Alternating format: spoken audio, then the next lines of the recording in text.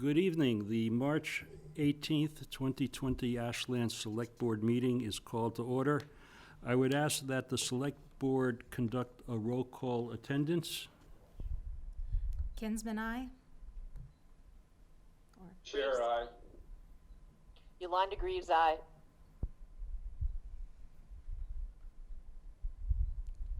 Is Joe muted? Joe? Magnani, aye. Very good. All right, and Mitchell, aye. My name is Steve Mitchell, and I am joined in the boardroom with my colleague Brandy Kinsman and our town manager Michael Herbert. Our colleagues Joe Magnani, Yolanda Greaves, and Rob Shear are participating remotely.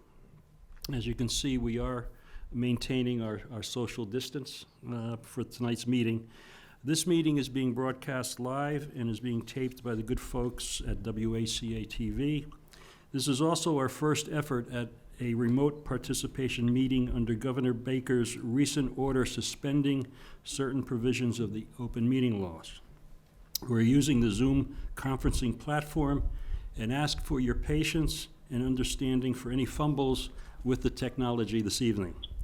Again, this is our first attempt at civic engagement through remote participation. The goal is to maintain the spirit of the open meeting law, maintain transparency in the process, and ensure that the board is acting in the public's best interests.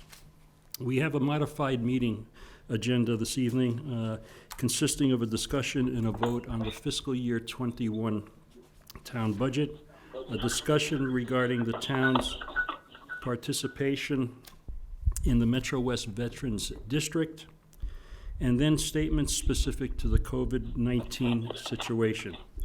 We are not conducting any public hearings this evening, and public participation will be deferred until the end of our agenda. I just lost Steve. Yeah, we did too. Yeah, I'm sorry, I just unmuted myself. My connection is unstable right now as well. We can still Yeah, hear I you also- guys. Yolanda. I can see him, but we can't hear him. It's going in and out. Okay, we're working on it. Can you hear me now? I hear him now. Okay. All right, so No, it's gone again. I think I left off at the point where we cut out, where we were discussing that we were not conducting any public hearings this evening, and that public participation would be deferred until the end of the agenda, and public participation will be confined to comments specific to our agenda items here this evening. So with that, I will open up the discussion to the fiscal year 21 budget and hand the mic over to Town Manager Michael Herbert. All right, thank you, Mr. Chair. So I'll just preface this by saying that even though I'm asking us to review and vote on this budget tonight, this is, the FY21 budget is a very fluid thing. It is very much in flux. As you know, or as you've seen, part of the governor's Municipal Organization Relief Act as part of this COVID-19 response includes provisions to extend the current budget, to adopt a budget later than what we usually do, and also to extend town meeting. And I have had some brief discussions with the moderator, who is contemplating whether or not to move town meeting further out. So right now, I've a lot of communities that have their meetings in March and April. They're moving them till May. Of course, ours is May 6th. Hey, excuse me, Michael, could you speak into the microphone a little? I'm just having some trouble hearing you. Okay, is this better? Yeah, that's better. Oh, Thanks. perfect. Oh, it's much better. Okay. You don't need me to repeat everything I said, right? No. Perfect. So I just wanted to give the context before we start, Sure. having this discussion. And also, while you brought that particular subject up, there is a joint committee meeting at the State House tomorrow regarding a bill that I think Governor Baker's proposing regarding town governance and changes to town meetings and quorums and also budget dates and so on. That's correct. That's correct. So, I'm making the decision to move forward with this because really, this is very much the same budget that we talked about in January. As you recall, really kind of the bigger issue or complexity that we were facing with the FY21 budget was related to the school department. And so through some conversations with the superintendent, also I believe, different, school committee members and select board members were, in touch casually. I think everybody agreed that it would be good to just move forward with the number that was in accordance with our fiscal policies for this year, and then, address some of the longer term ramifications in the future year. That was all before we started talking about COVID-19. So again, I just want to give the backdrop. What you have not seen before is the enterprise funds and the enterprise fund budgets. I am going to recommend, based on our finance director's recommendation to me, that we adopt no rate increases for our water and sewer funds. That will be the second year in a row that we are not looking at any increases in our water and sewer fund. I was very hesitant to do that, but I think just given the totality of the situation, it makes sense and it's prudent at this point in time. So before I jump in, do you have any questions or thoughts before we move forward into some of the numbers? And I'll keep it pretty high level. Okay. Board members, any comments at this point? I'm assuming that most of us have reviewed the backup. Unfortunately, we don't have that on the screen tonight for viewers, but it will be available on our website to review. And as most residents are aware, we put out a very extensive budget book in preparation for town meeting. But board members, any comments tonight at this point? No, I think I'm agreeable. I didn't have a chance really to go through it in any detail, but we discussed the budget before, and I support Michael's thinking on the water and sewer fund. Okay. Good. No, I have to agree with you with respect to that, Rob. Not raising the rates is probably the right thing to do at this point in time. Okay. Very good. Yolanda, any comments? No, I think the budget is looking straightforward. The only other, the one thing I would ask, and we asked for this before, the one that's the general fund overview that really shows us how we go from one year to the next. I believe on that one, I had also asked for either percent change or dollar amount change. I noticed it on the department one, but I think the general fund one would be good to have that as well. Agree. And hopefully, if there are any of these numbers on the general fund budget, the change in dollar amount or percentages, if you see one and you want to call out what that is, hopefully we'll be able to calculate it, or Brittany might have it with her right at her fingertips. It sounds like Brittany might be having a little connection issues as well, so we're just going to. I think I'm going to unmute Brittany, and. So Brittany, can you hear us, and can you respond? Yes, I can hear you. Okay. Your connection's going in and out, so I can't hear everything that's being said, but I can hear the people that are remoting at home. And Yolanda, I can add the dollar change and percent change to the overview document, and I can update the documents that were put on the website. So all the documents that you all received tonight have been uploaded to the website under the accounting and finance webpage, FY21 budget information. So after tonight, I'll go ahead and update the info with the percentage change and dollar change for you. Great, I would appreciate that. Thank you. You're welcome. Very good. Thanks, Britt. And I'm going to leave you unmuted so that you can participate in this part of the discussion. Brandy, any comments at this point before Michael gets into the high-level discussion?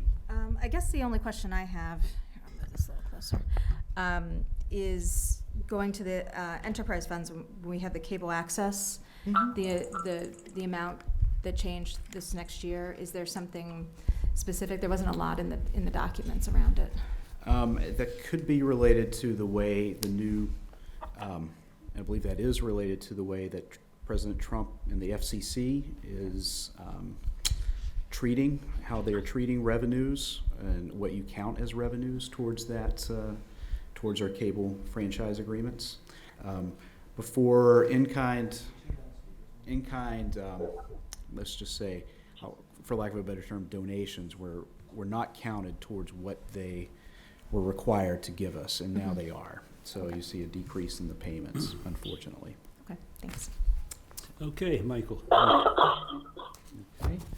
Mr. Chair, I do have one question. And who is this?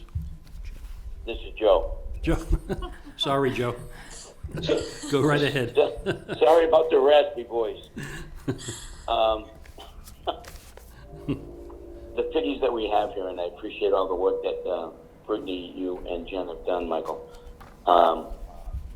Should the state come up with higher funding or even lower funding, what does that do to the budget per se?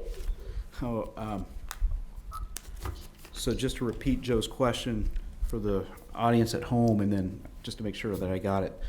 Joe, you're asking, given the situation, if there are changes in the state budget, how could that relate to state aid and how it comes to us and what that could do with the Correct. budget? Is that an accurate representation of your question? That is correct. Yes. Well, I think to be bluntly, it wouldn't be good. Brittany actually has spent the last couple of days doing an analysis of what happened in 2008, just to kind of see what the numbers would look like. We looked at not just state aid, but some of the other things as well, new growth, local receipts. We could see a significant change of around, well, what we have seen in the last Great Recession that we had was like a decrease in state aid of around 10%. So that would mean $1 million decrease to what we have right now. Local receipts, Brittany, I think it went to 11%. Was that the decrease? I can pull up your analysis if you didn't have it right in front of you. So good question though, Joe. Given the fact that the state's already anticipating reduced, tax revenue. The intelligent assumption is that we're going to see impacts down the line at some points. Right, and my concern would be that would take things out of line with respect to this budget, and I was concerned this time. How much out of whack would that really put our budget into in arrears or in an improvement line? So local receipts went down 12%. And this is, quick back of the envelope, that would be about 450,000 on our local receipts line. You add that to the $1 million in state aid, we could be looking at a reduction potentially of 1.5 million. I just want to say that is an analysis that we utilized, utilizing the information that we received from the Great Recession of 2008 onwards. So Brittany did, an analysis of what we lost, but then also how long it took us to get back to where we were, and that was about, 5 or 6 years Right. for each of those categories. Good. Okay. Thank you. Good, thanks, Joe. All right, Michael, you're on. So I think I'm going to hit a lot of the points that we have talked about in previous meetings and also with the Finance Committee. The biggest change that you will see, or one of the big changes that we're seeing, is the reduction of new growth revenue. And that's revenue related to new construction and also things like building permits, et cetera, if you start putting additions on and things of that nature. We had already seen a sharp decrease in 2020 based on what we'd gone and adopted this, slow growth policy where we had been purchasing properties and basically to retard development that was happening in town.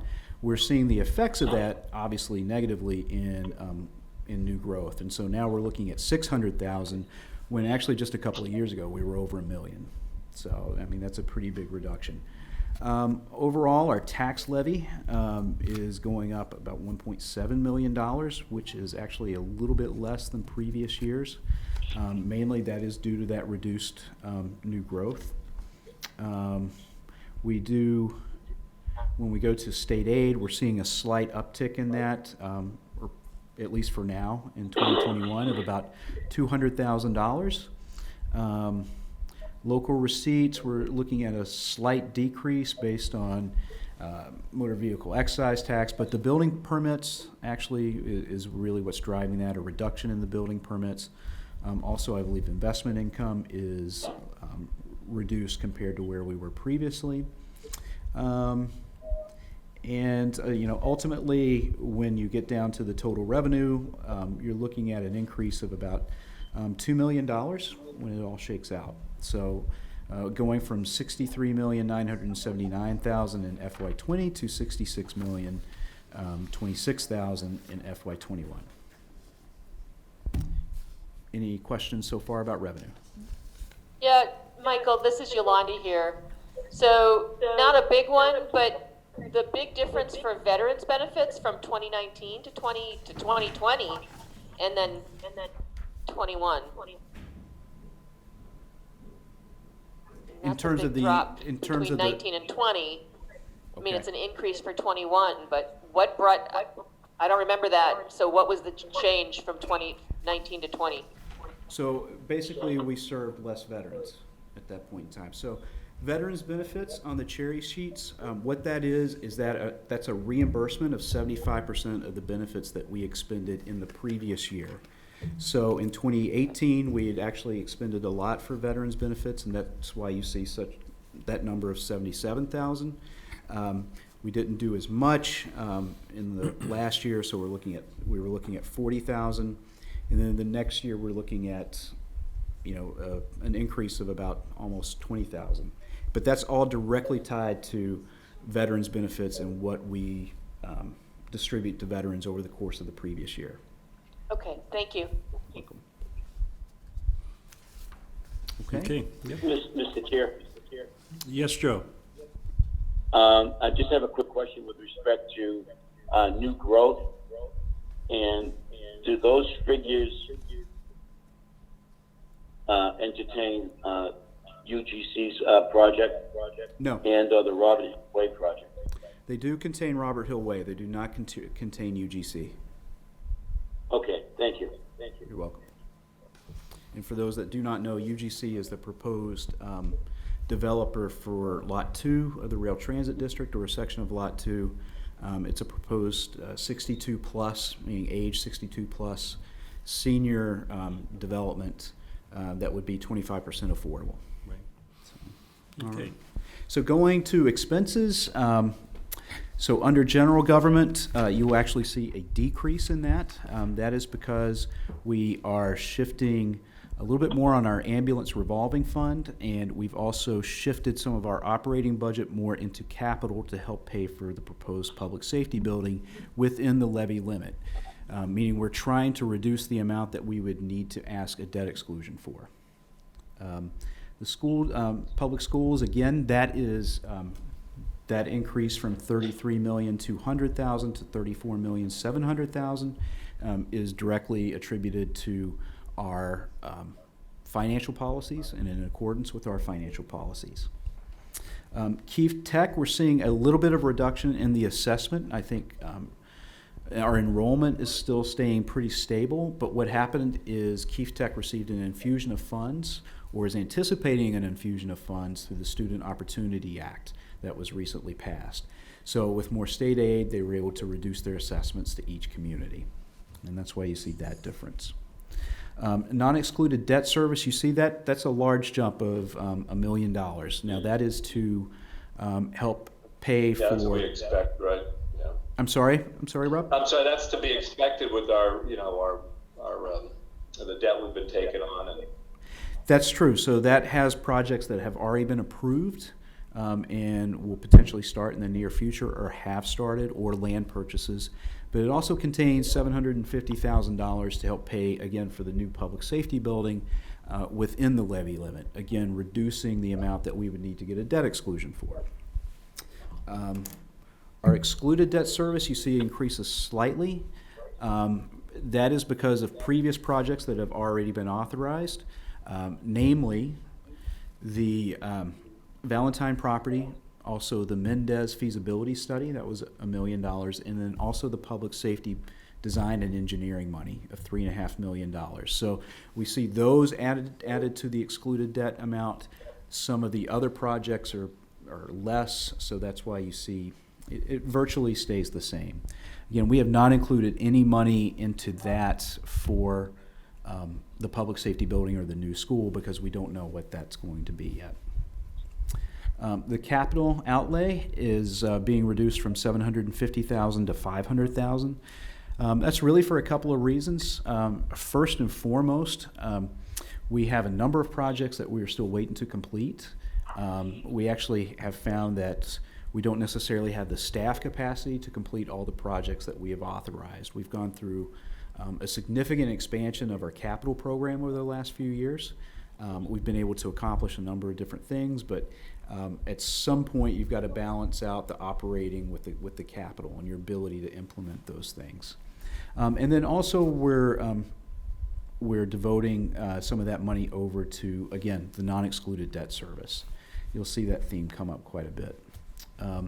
Benefits and insurance, we did receive a little bit more of a rate increase with the GIC than what we were expecting. Still, Brittany was able to work some things around, and that is going to be a slight increase, going from $10,500,000 to $10,000,000, almost $700,000.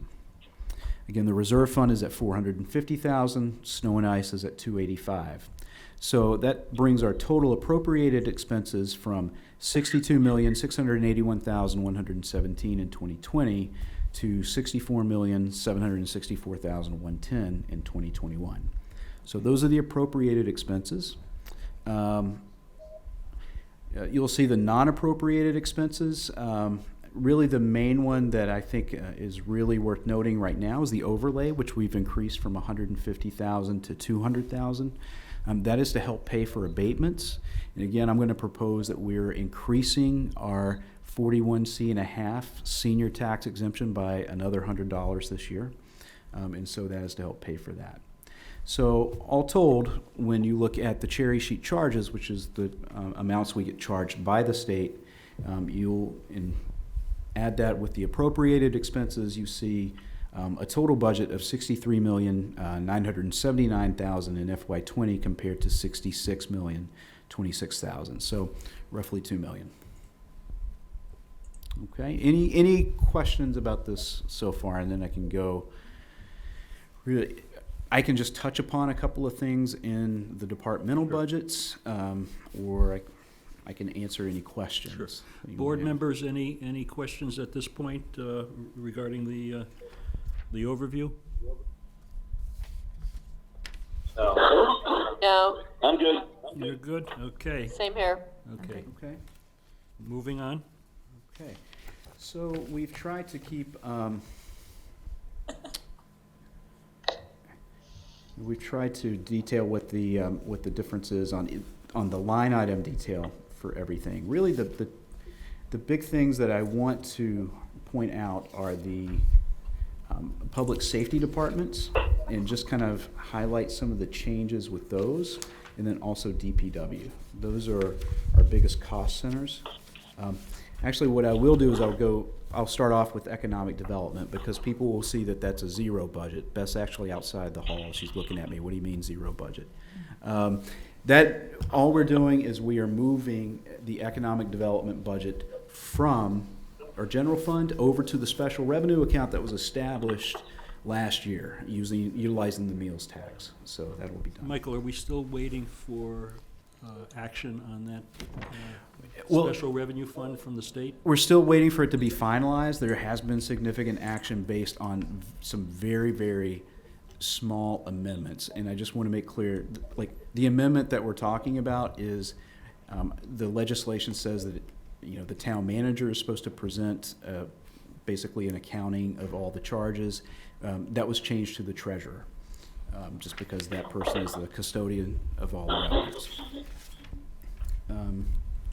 So please, you see a small increase. Really, I think it's less than $50,000. And typically that is one of our larger cost centers.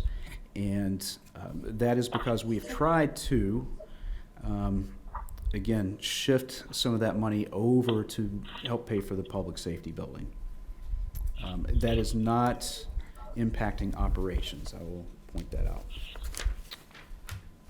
And then the fire department, you will actually see a reduction in the appropriated amount from $2,500,000 to $2,300,000. That's not because we're actually reducing the budget. We are just shifting $200,000 more of that budget onto the ambulance enterprise fund. So. All right. And then finally, I will go to DPW. And namely, excuse me.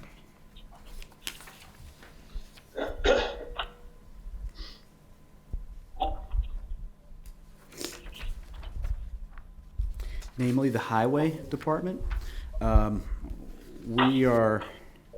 see that amount goes from 600,000 almost to 700,000, and that's because we've included almost 65,000 in there for property and trail maintenance. As we talked about, we have acquired a significant number of properties. We have built a number of trails, and so one of the things that we were cognizant of when we made those decisions was that we needed to maintain them moving forward, and so that's why you see money in the budget allocated for that. And Michael, that's in the highway line item? Yes, that's in the highway line item. And I think those are really the highlights that I want to touch upon. If there's anything else you'd like to discuss, please feel free. Board members? No, I think it's good. I mean, given some of the challenges that we're able to maintain our initiatives and keep moving forward, so that's good. I think. What's your estimate of the state aid? I mean, is there things we should be lobbying for, or given everything that's going on in terms of the budget, or? So, Rob, if you don't mind, I think that would probably be a better discussion for when we talk about COVID-19. Okay. Yeah, I was just thinking, other than COVID-19, just the usual stuff, unless you want to save it for that discussion. So I do think one of the things we need to be lobbying for, and I feel very, very strongly about this, is any kind of response or any kind of relief related to COVID-19 and the economic impacts of that need to come from the state and federal government. We cannot be forced to find them within our limited pool that we have. We know property tax is probably the most visible tax, and excise tax is probably the most visible tax that people see, because you see one big number and you have to pay that, or your mortgage company has to pay that, or in the case of excise tax bills, you have to pay it. But we need to really remember that every April, although it looks going to be delayed this year, you file your not only your income taxes, but your state income taxes as well. And if you look at the per capita income in Ashland and you basically extrapolate what the standard, you take out the standard deduction and you see what that generates for the state, it is a significant amount of money. And that's just the income tax. We're not talking about the 6.25% sales tax that is on every purchase. We're not talking about the gas tax. We're not talking about the $300 a month you pay for a T-Pass, to support state activities. These don't come to, very little of it comes to local governments proportionally. So I am just going to say that, I'll probably say it a few times tonight, and I'll probably say it a lot more in the future, that any relief or response related to COVID-19 needs to come from state revenues and federal revenues, and not from within our existing budgets. Sure. I'm sure we'll have a robust discussion about that when we get to the COVID-19 part of the agenda, so. So, no other I have one other question. This is Yolanda again. Just looking at that workers' compensation number, Michael. Are we Yeah. expecting something more, or the insurance is going up? Because that's a fairly good increase. Yeah, the insurance is going up, Yolanda.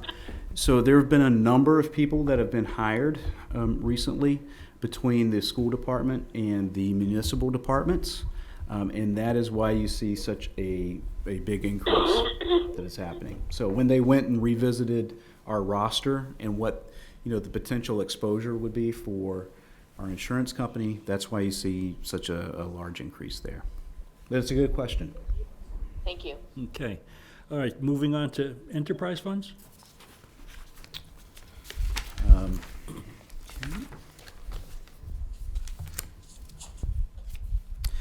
Brittany, do you want to run through your memo, if your connection is good, and mainly that first page, and just kind of going through what the numbers are and what the changes are? Sure, so I'll start with the Water Enterprise Fund. So as you can see from the memo, the budget is $3,172,392. So that's a change of $137,415, a decrease. So on the second page, I've outlined what that decrease relates to. And I know there's a few line items that it relates to, but the primary driver of that is debt service. So the West Union District's sewer design and sewer construction was paid off in FY20. So our principal and interest payments have gone down by $350,000. So that's the main reason why our budget is going down. On the revenue side, I do feel confident that we do not need a rate increase. After analyzing our FY20 revenues, our projected user revenue for FY20 is just shy of 5.8 million. Let's see. Some of the capital items that we intend on doing are the utility truck with plow, the excavator of 75,000, sewer pump station upgrades of 100,000, and continuing with our I&I program of 100,000. So again, there's no rate increases for FY21 being proposed. And along with this memo and package, there's a sewer forecast and how I arrived at all the revenue figures. If anyone has any questions on the sewer enterprise fund. Any questions, board members? Okay, moving on to next item. Okay, so the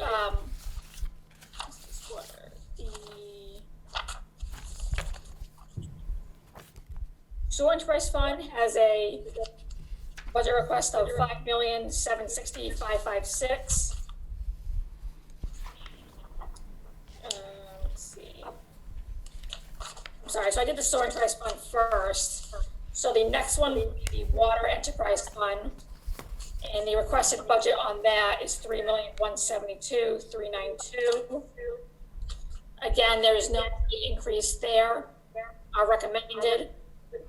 I feel confident in the water revenues after analyzing FY20, our user fees. Our FY20 projected user revenue is just shy of 2.3 million. And some of our capital items in the water that we're requesting are to replace the filters of 100,000, continuing with the replacement of the water mains of 125,000, replacement of the outdated water meters of 125, SCADA improvements to the water stations of 20,000, the utility truck with plow of 32,500, and the second half of the cost of the excavator of 75,000. And let's see. This budget, I believe, is also decreasing, mainly due to capital items going down. If there are any questions with water enterprise fund? Any questions, board members? No. Nope. Okay. Usually when the number goes down, the questions. Well, usually, Go down as well. and usually when the recommendation is that we're not gonna have a rate increase, that's always, Yeah. Right. thank All you. right, so the next one was the solid waste or the trash enterprise fund. So the requested budget there is 1,374,928. That is an increase of 104,827. Now, the main driver of the increase there, unfortunately, is with the trash removal, with China now restricting imports on certain recyclables. The cost to remove recyclables has increased dramatically for towns and cities. So our contract has increased with Waste Management. So we will have to look at this fund very shortly to come up with a game plan for the future. So right now, we are requesting to utilize retained earnings in order to offset this budget. So, I have one question with respect to that. Go ahead, Joe. Sure. Yeah. Thank you. Do we know when the contract with Waste Management needs to be renegotiated? 22. 22. That's my understanding. Is that right? That's right. Yeah, that's correct. Yeah. Okay. So I think this goes to, and we've talked about this at previous meetings. I know, Rob, you've brought it up several times regarding, where do we go from here with the fact that we don't have the same source of sending, trash, solid waste to other locations. So I'm assuming that this is going to be a priority analysis at some point Yes. soon. Yeah, I don't think there's any answers here. And it kind of fits in with what the Sustainability Committee is trying to do, I think, and I understand they're involved in the process, so I think it's good. Whatever we can do to reduce and reuse, I think it's going to pay off for us as well. Right. I think just to address a little bit of that, so, what we're, as everybody's commented, we're seeing a change in the recyclable markets. What some communities have been able to do to offset China not accepting our recyclables because of a contamination rate is to go from what we have now, which is single stream recycling, where you put all the recyclables in one bin and it gets separated at the plant, to multi-stream recycling. So you separate your glass, you separate your bottles or your plastic, etc. So that's one potential option that could be utilized. The other one, and this is something that Frank, our sustainability coordinator, is working on, is a composting program. So again, our whole trash setup system is designed to increase our recyclables and actually increase the amount that we take out of the waste stream, which fills up landfills or incinerators and also costs us more to dispose of. So if we can have a significant impact with organic waste and things of that nature, if we can remove that out of the waste stream, we should be achieving the same results that we are seeing, or that we were seeing, I should say, with the recyclable markets. So. Very good. So we'll anticipate that Frank will be a key player in terms of the analysis and bringing something before the board. So I was at the Sustainability Committee meeting a few weeks ago, and Frank had said that he was, had reached out to Waste Management, and Waste Management was amenable to coming and doing a forum at the library. And this is obviously a few weeks ago. Things have changed, but to talk about recycling and their program, because I know we've had questions about, what happens when they come and they pick up the trash. Are they actually recycling it and things like that? So I know that they were talking about focusing it for the high schoolers, because that was something that was a thing. But maybe if we, if Frank is talking to Waste Management, maybe we can have it be a part of a future meeting at some Sure. point. Yeah, we should have them certainly come before the board and do a presentation, absolutely, so, good. I'm just trying to think of any, the other thing I wanted to discuss briefly just about the trash program is that, we've accumulated a sizable balance in our reserves simply to give us more flexibility. And when we do decide to renegotiate, if we need to make larger infrastructure investments, we need to look at things like carts, new trucks, et cetera, like that, we would be able to pay for it up front instead of basically finance it over the life of the contract that we would have with Waste Management or another vendor, which would in turn cause rates to go up even more for end users. The unfortunate thing is, again, given the recycling market, if things stay the way they are, we will be utilizing that balance to keep basically subsidizing the rates, and that balance will be gone in 3 years. Is that correct, Brittany? I think we had Yes. 3 years. So it's amazing how things can change. Yes, yes. So Yeah, I think we really have to look at source reduction as an answer here. I mean, we just can't keep producing all this unusable material. correct. All right, Britt, anything else on solid waste? No, nothing else. Okay, next item? So the next enterprise fund is the Field Management Enterprise Fund that has a requested budget of $135,461. So the major increase in this budget is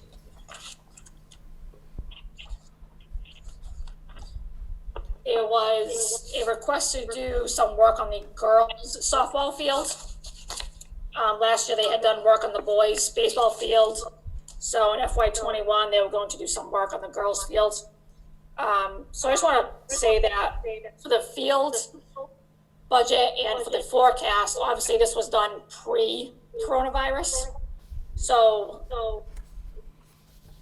we'll see if we have to make any changes in the upcoming months or potentially a special town meeting as far as the budget is concerned. Okay, yeah, it would, obviously, with the lack of sports programs activating for the spring and Right. the adult programs, anticipate a major impact on our field fund.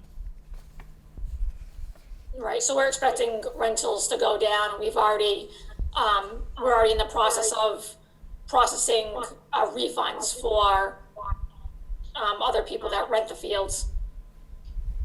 So in a few months, time will tell what the impact will be on the Field Enterprise Fund. Okay, good. Any questions from board members on the field enterprise fund? Yeah, just a question. This is Yolanda again. Can the maintenance of the girls' softball field be delayed a year so that if we're not bringing in as much, that we don't spend it this year? I can certainly ask Doug if it can be delayed. I believe it had to do with the clay material that's in the fields. But I can ask Doug and let you all know. Great, thank you. Good. Okay, Britt, next enterprise fund? The next enterprise fund is the Cable Access Enterprise Fund. That is being level funded at $200,000. I don't see any changes in this fund. Really what we try to do is take what's in retained earnings and put that as the budget, with a little bit less being asked for. So we just level fund it pretty much every year. So there's a 0% change in this fund. Okay. Any questions on the cable access enterprise fund? Yeah, I have a question. Is this related to all the changes in the cable access funding that the cable companies want to do, or how does this affect that? It does play a role. But that's, I think it's fair to say that we haven't necessarily seen the full impact of that yet, Rob. I think we've only received, it's been no more than 2 payments related after the new rules have gone into effect. So, we just don't know the full impact of that yet. Okay. Okay. All right, Stormwater Enterprise Fund. The Stormwater Enterprise Fund is budgeted at $315,642. That's an increase of $12,611. I want to say the increases there were just contractual. There's nothing major being requested in the Stormwater Fund, and revenues are being level funded from last year. Okay, and we're assuming also that the rates will stay the same. We're not advocating for any rate change at this point? Not at this time, no. Good. One of the things I probably should have pointed out in the general fund budget is that this does continue to contain a subsidy of the rates through the general fund, explicitly $30,000 from the highway department, Right. so roughly 10%. Okay. All right. Just one question, this is Yolanda, on the stormwater. Has collection been coming in okay for this? Now that we've started it? Brittany, I would defer to you on that one. Collections are coming in. We're a little behind on the state collections. I know that Rob is working with Lisa on putting something together. We're probably about a 90 to 95% collection rate. Okay. I'll work with Rob next year as far as factoring in some sort of uncollectible rate as well for the budget. Okay, great, thank you. And that's state-owned land, is that correct, Brittany? Yes. Payments? Yeah, that was my question as well. Yes. Okay, what else, Britt? That's all I have for tonight. That's all you have? Okay. Any other questions for Brittany at this point? Thank you, Brittany, for all your work. Yeah. Thanks. Good work as always. Thank you. Thank you. All right, so we've gone through our budget, and at this point, I think the town manager is looking to, for the board, the select board, to vote and approve the fiscal year 21 budget as presented. So moved. So any questions, any No. other discussion before we move on to a motion? And so I open it up to the board. Any other discussion? Hearing none, I will entertain a motion, and then I think we should take a roll call vote on this just to make it official. I move that we approve the fiscal 21-year budget as presented. I'll second that. Second. All right, so we have Yolanda made a motion, Brandy beat you, Rob, on the second. So please, if you would accommodate a roll call vote on this. Reeves, aye. Many ayes. Kinsman, aye. And Mitchell, aye. So that passes 5-0, so we have adopted the fiscal year 21 budget. I understand the school committee is voting tomorrow on this, or have they adopted theirs? They adopted They theirs. adopted theirs, They voted. okay, so, Yeah. and FinCom adopted last night? Or No, FinCom did not have their meeting. Okay. They vote on the recommendations. Well, we're still in flux. You're working on that, establishing a meeting, so, okay. Have they had a presentation on the budget, though, in Yeah. depth as well? So- Yeah, they essentially kick it off by, they're the first entity that receives the budget, Right. acknowledges it, and, we do the televised hearings and stuff. Okay. All right, very good. Thank you, everyone. So our next agenda item is a continued discussion on the continued participation in the Metro West Veterans District, which consists of Ashland, Holliston, Hopkinton, and Medway. So I again turn this over to Mr. Herbert. Okay, thank you, Mr. Chair. And actually, I believe everybody knows what our Metro West Services District is and how it's evolved and what it does, except maybe for Brandy. Right. So, just for the benefit of everyone, including those at home, what we did, back in 2011, I think the discussion started really more in 2010, was so each community is required to have a veteran service officer. And so we petitioned the state and received permission to establish what's known as a veterans district. We did that to utilize economies of scale and actually provide better service to the towns that would be participating in the district. It has been the towns of Ashland, Holliston, Hopkinton, and Medway. We have entertained incorporating a couple of other towns as part of this, but ultimately the decision was made to stick with our four. And so we have one veteran service director, that's Sarah Bateman. I think most people who have been involved in the town organization for a while know Sarah. Sarah was our actually veteran service agent before she was the director. And we do have an agent, and then we also have an administrative assistant now. And that set of personnel service the entire district, all four towns. They hold office hours once a week in each community. And it's really, really worked out well. I'm trying to think of, we really haven't had any, I think, issues with service delivery. In fact, I really do think it's enhanced it.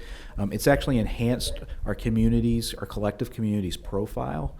And so we actually get a little bit more attention than I think, just Right. regular single districts of towns of our size. And I think it's been a successful piece of regional Yes. Collaboration. Collaboration. Yeah, everybody likes to espouse, everybody loves the concept of regionalization.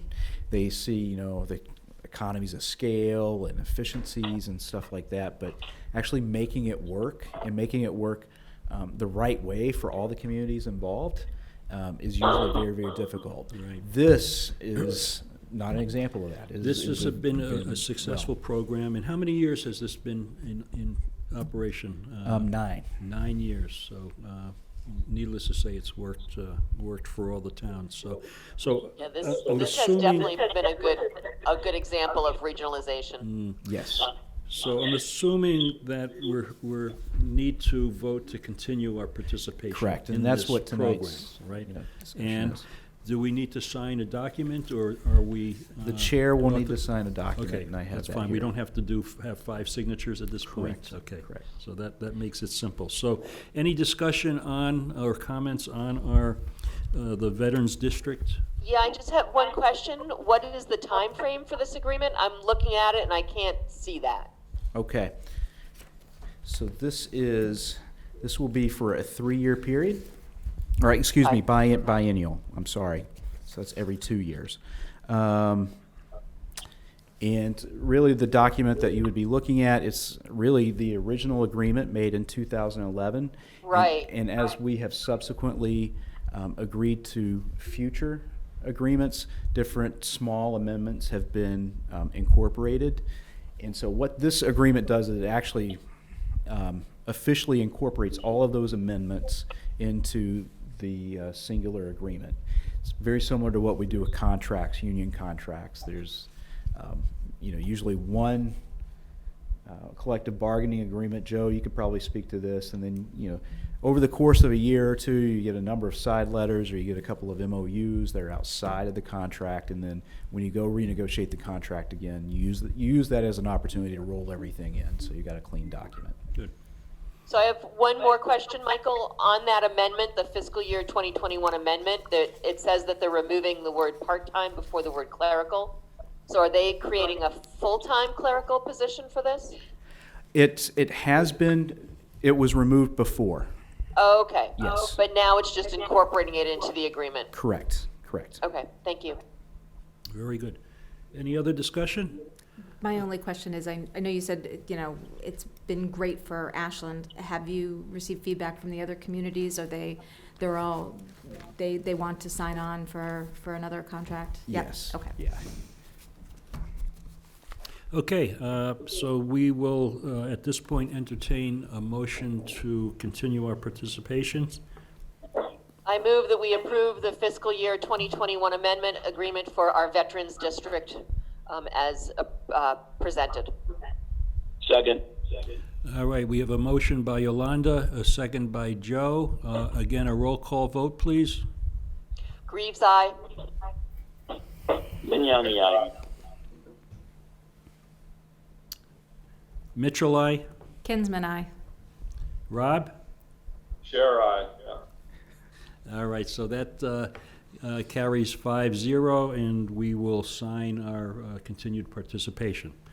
Our last agenda item for tonight is our discussion regarding the COVID-19 situation. I'm going to invite Assistant Manager Jen Ball to be part of this discussion. Jen's been very, very active, obviously, with all of the planning and programming that the town has been doing. But I think I would just like to comment at the beginning how impressed I've been with the work that the town has done through the town manager's office, the assistant town manager, and all of the staff that have assembled the programming and the response to those residents that need our assistance. So, you know, I just want to commend both Michael and Jen for all their work, but everybody that's been involved. I mean, it's been a tremendous staff effort, and will continue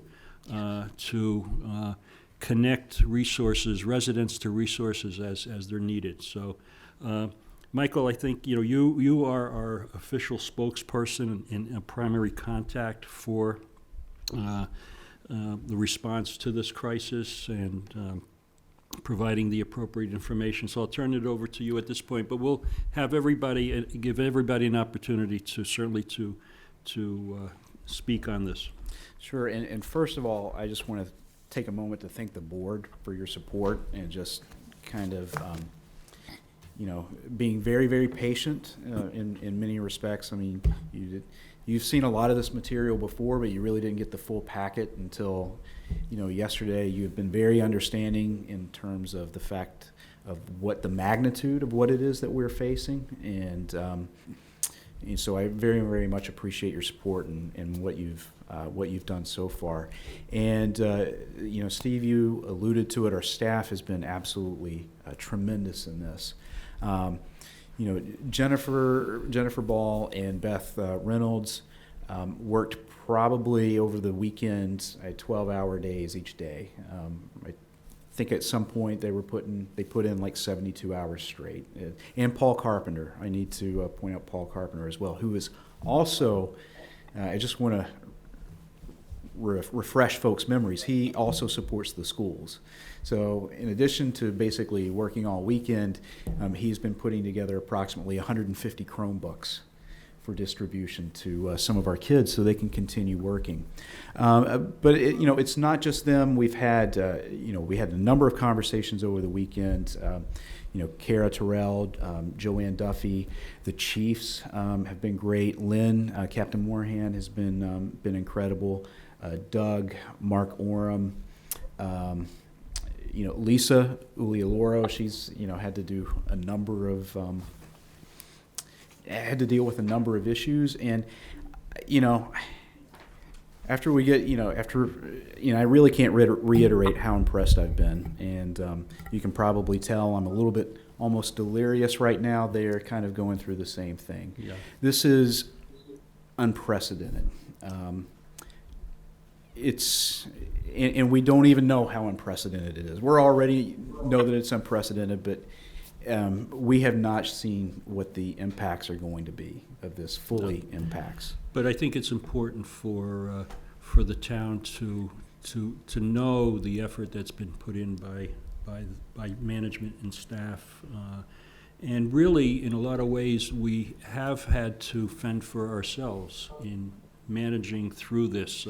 I think things are changing, but I think initially the response was we needed to act, and I think that's what is most impressive to me is just the team coming together and doing what was needed. Well, most local government officials, and I think select boards across the state would agree that we're the ones on the ground. We're the ones that actually have to make things happen. We do not. We have to implement things that are passed down to us from both the state and federal government. We have to figure out how to make it work. My favorite example is always 40B. I mean, it's great to be able to sit on a higher level and say affordable housing is great, but who are the ones that actually have to go out into the communities and either promote a project or try to work to bring consensus towards something? Yeah. And really, this is no different. I think the communication and the collaboration amongst the federal government, the state government, and 351 cities and towns in Massachusetts at the very beginning was lacking. We're getting better. I think we're seeing improvements in that every day. Today I was on a call with over 100 mayors and managers. We're starting our own coalition to share best practices in what we're doing, because everybody is kind of doing their own thing. I firmly believe that it's our responsibility as local government officials to basically be in control of our own destiny and do the things that we need to do.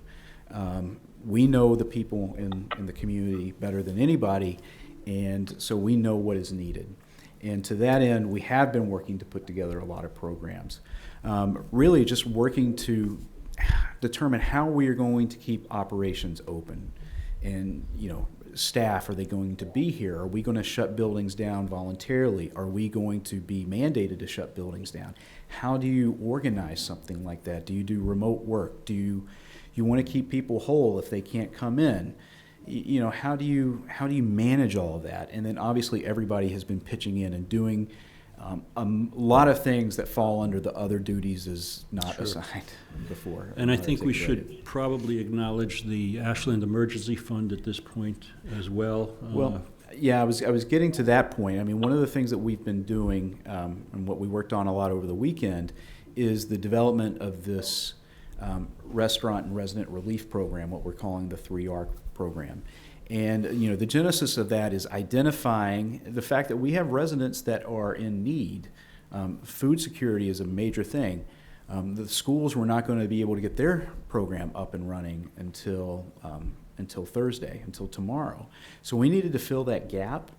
We also were seeing a huge impact to our restaurant business, our retail restaurants in terms of sales. And that was even before Governor Baker eliminated the dine-in option. So this program, the genesis of this program was to help both of those sectors. And the Ashland Emergency Fund was the first organization to come to mind. And they were enthusiastic about their support. We've worked through, a couple of different nuances of things. I think we'll have a few other nuances that we'll need to work through. But the message has always been from the Emergency Fund that we'll do whatever we can to help make this community, keep this community together and make this community whole. And so I'm going to put a plug in. They're always accepting donations. I've put, a more personal call out for donations over the last few days. But I would encourage you, if you have not, to go ahead and make a donation to the Ashland Emergency Fund. You can easily find them online in the Donate Now button. But the money doesn't just go to the food relief program. It goes to all these other programs that are going to be needed, not just now, but in the future. Sure. So you've been putting out a number of communications over the past week, 10 Yes. days, and so on. So if you could at least speak to how those residents that may not be connected to those communications, how can they be communicated and where can they access? So the main thing is the town manager's newsletter, and unfortunately I'm not the most technologically literate person, so I don't know exactly what to say in terms of to get people to sign up. We'll put a link on the website. Somebody will put a link on the website that will easily allow you to sign up. Also the town's Facebook page, also the town's Twitter page and my Twitter page. Again, we'll put those links on as well. That's where we try to push out information, and then also the website. We've talked also today about, actually Jen was talking about the possibility of doing a mailing, because we know there's a lot of people in town who do not have access or are fluent in technology the way others are. And so we need to start getting the message out to them. But the thing is things change on a Right. daily basis. It's crazy. But we have done a few things. So first, I just want to reiterate for right now, if you have town halls closed, municipal buildings are closed to the general public. But staff are still here. So if you have questions related to things, feel free to call. in terms of, regular operations. If you have a question about your excise tax, if you have a question about a permit, please give our staff a call. They're here to help.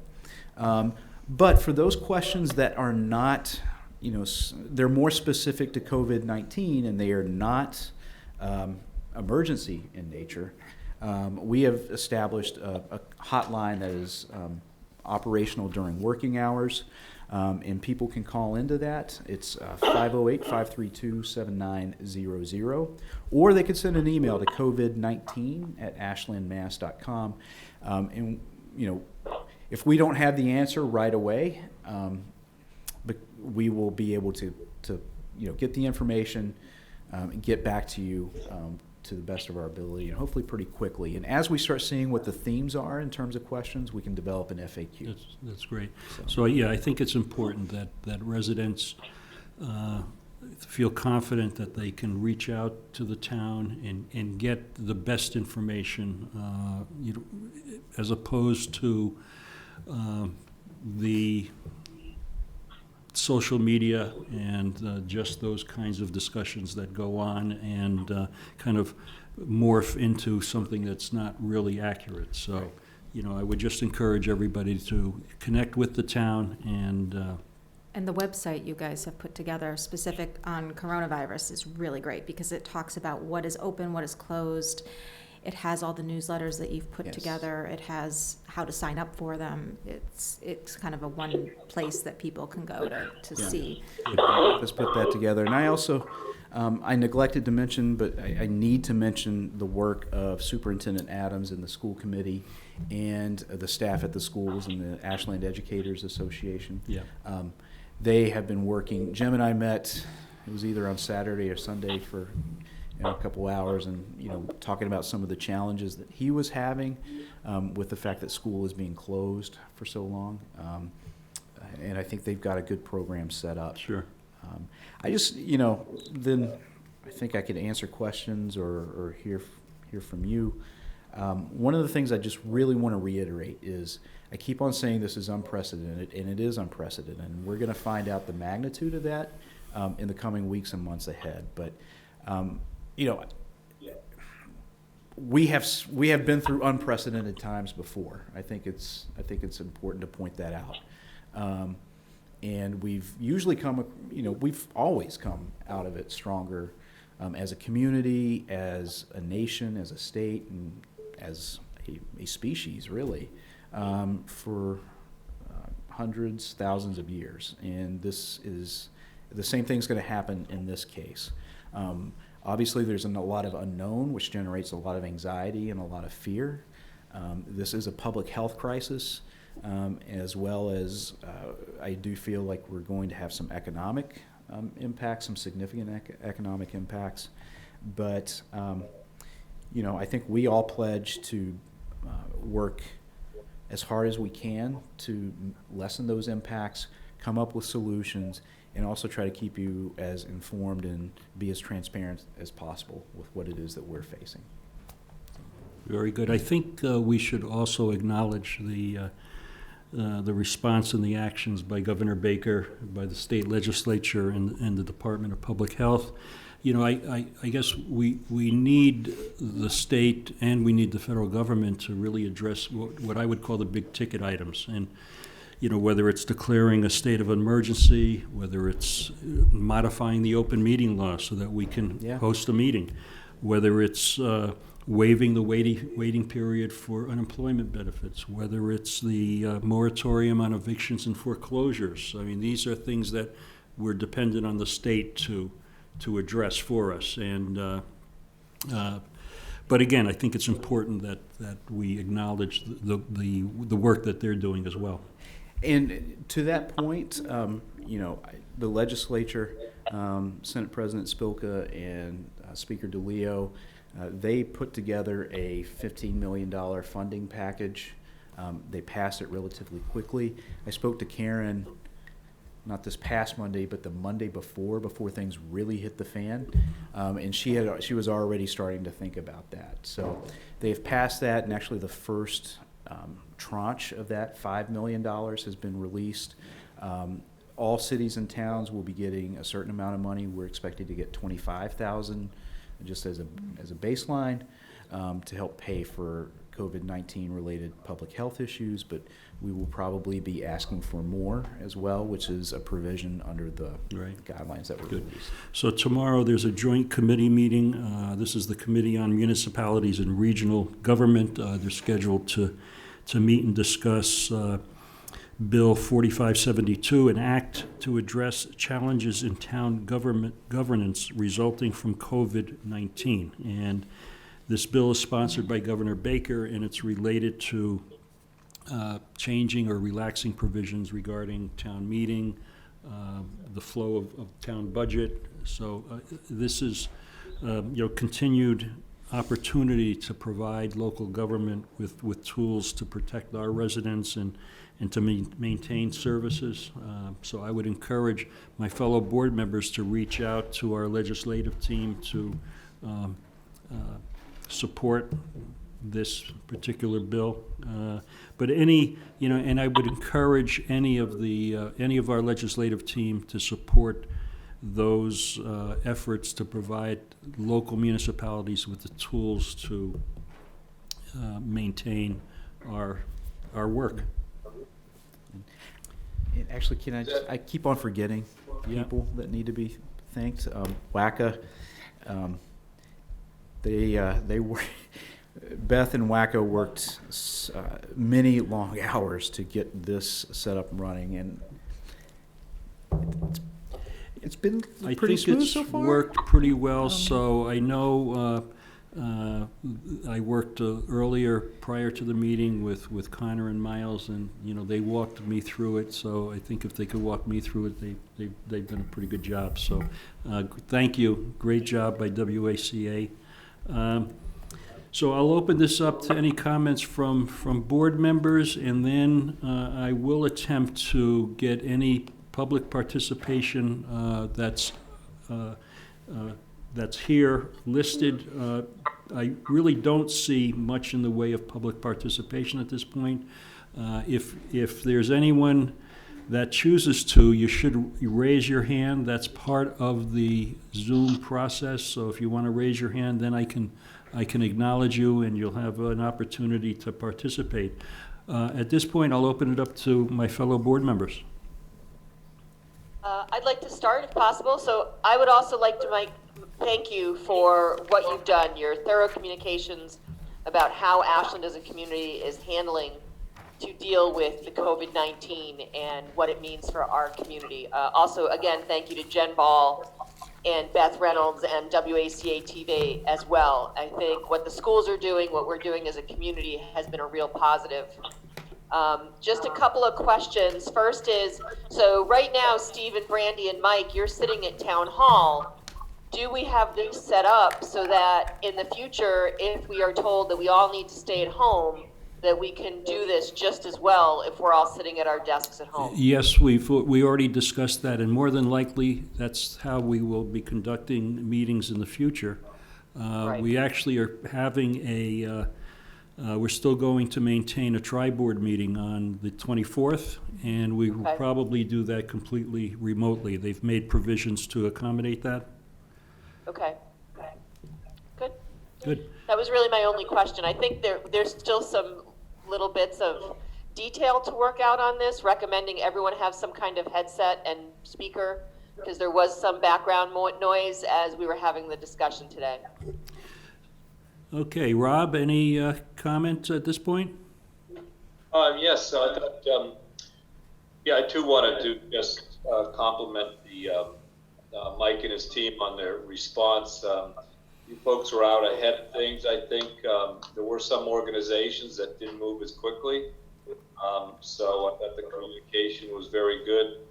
And thank you for that. One thing I would suggest is we move forward, if you see big issues or things happening, we have a provision for emergency meetings or consultation with the board about if you see there's some big, if you see the need for further measures. So I would encourage that. I know it's sometimes you just have to move quickly,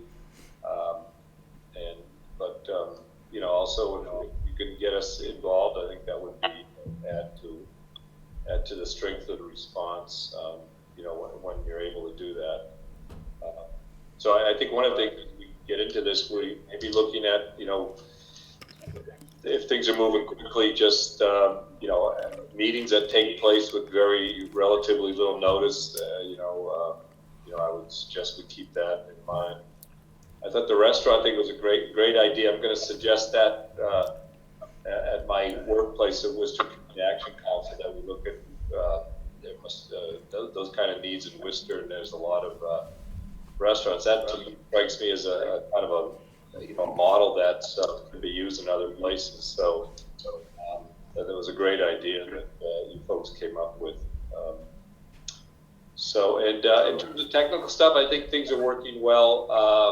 One thing I know, when we do Zoom meetings, we ask people to mute when they're not talking, so I don't know if that might help in the future.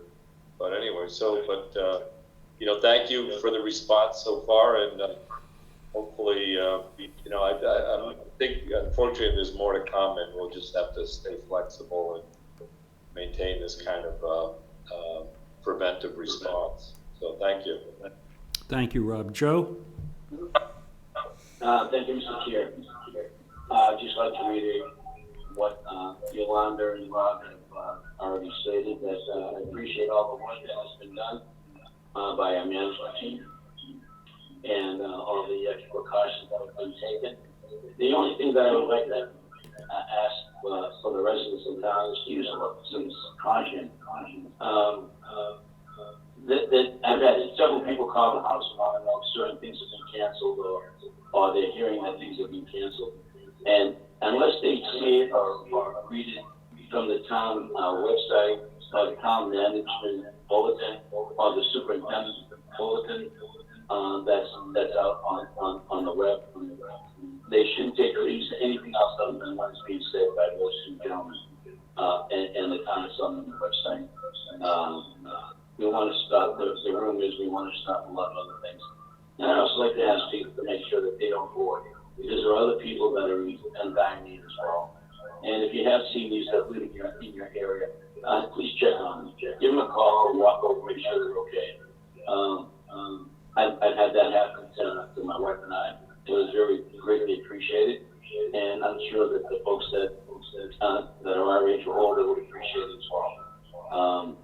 The only concern that I have is that elections are coming up pretty soon, town meeting, and I don't know how long this is going to last, but we need to start thinking about a change of date and a possible venue, or things that need to be done to make sure we keep the town running as normal as possible.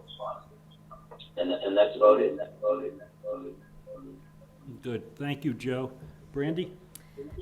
So I'll add my thank you to Michael and Jen and the entire task force. You guys have been working literally around the clock trying to put this all together, not only for the safety of the residents, but also everything behind the scenes, whether it's shutting down buildings or making sure the police and the fire still function well in this kind of, it's crisis management. It's moment to moment. So it's supporting our residents and also just making sure that our town continues to function, which is really, commendable, because there's been just changes literally moment to moment. I did want to ask, I know, this is our first remote meeting. Not all committees and boards are continuing to meet. Like, what are the parameters around which boards are still going to be hosting open meetings and formats like this? I think the intent was to have boards that have regulatory activities, host public meetings that conduct that kind of business, to be able to utilize remote participation Real at this time. point. Real time, remote participation. Other boards and committees were exploring using, Zoom for those. You could use simply a conference call. And we'll evaluate that as we get a little bit more nimble with this platform. But, and I'm just encouraging everybody, unless you have, immediate business to take care of, if it's something that you can push aside, please push aside.